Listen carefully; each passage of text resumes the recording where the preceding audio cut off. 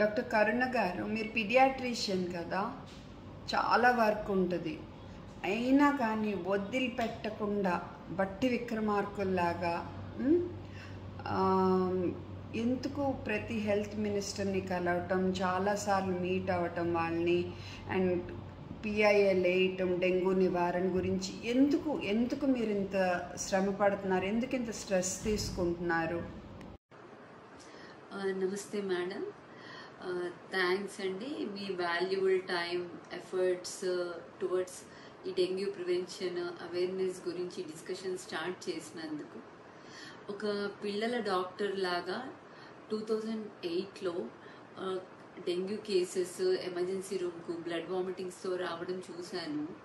వాళ్ళని స్టెబిలైజ్ చేసి ట్రీట్మెంట్ ఇవ్వడము, వెంటిలేట్ చేయాల్సిన అవసరం పడడం జరిగింది. ఆ తర్వాత నెక్స్ట్ ఇయర్ ఒక డెంగ్యూ ఫీవర్ అండ్ షాక్ సిండ్రోమ్తో ఒక పాప, నార్మల్ స్కూల్ గోయింగ్ పాప చనిపోవడం జరిగింది. సో అప్పుడు ఆలోచన ఎలా ఉండిందంటే, ఇంత టెక్నాలజీ, ఇంత ఎరాలో కూడా ఒక మస్కిటో బైట్కి నార్మల్ స్కూల్ గోయింగ్ చిల్డ్రన్ చనిపోవడం అనేది, సింగిల్ చైల్డ్ 2 చిల్డ్రన్ ఉన్న పేరెంట్స్కి ఇది చాలా ఇబ్బందిగా ఉండేది.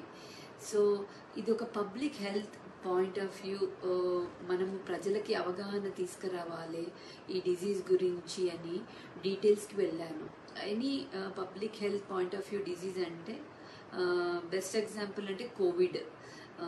అలానే డెంగ్యూ కూడా అది ఎందువల్ల వస్తుంది, దాన్ని ఎలా ప్రివెంట్ చేయొచ్చు అన్నది పబ్లిక్ ఎడ్యుకేట్ చేయాలండి. తర్వాత సర్వీలెన్స్ అంటే ఆ కేసు రికార్డ్ అయినప్పుడు ఒక కాలనీలో కానీ ఒక స్కూల్లో కానీ ఎర్లీగా గవర్నమెంట్కి ఇన్ఫర్మేషన్ ఇస్తే ఎంటమాలజీ టీం వాళ్ళు మెజర్స్ తీసుకుంటారు. తర్వాత దాన్ని సర్వీలెన్స్ అంటారు. తర్వాత ఈ డిజీజ్ ప్యాటర్న్ గురించి, డేంజర్ సైన్స్ గురించి పబ్లిక్కి అవగాహన చేస్తే వాళ్ళు డిజీజ్ తీవ్రంగా కాకముందు హాస్పిటల్కి వెళ్తారు. ఇది 85% నార్మల్గా ఉంటారు, ఫీవర్తో వచ్చి రికవర్ అవుతారు. 15% మందికి హాస్పిటలైజేషన్ అవసరము, 5% మంది సివియర్ డెంగ్యూ రావచ్చు, అండ్ 1% మందికి లైఫ్ రిస్క్ ఉండొచ్చు.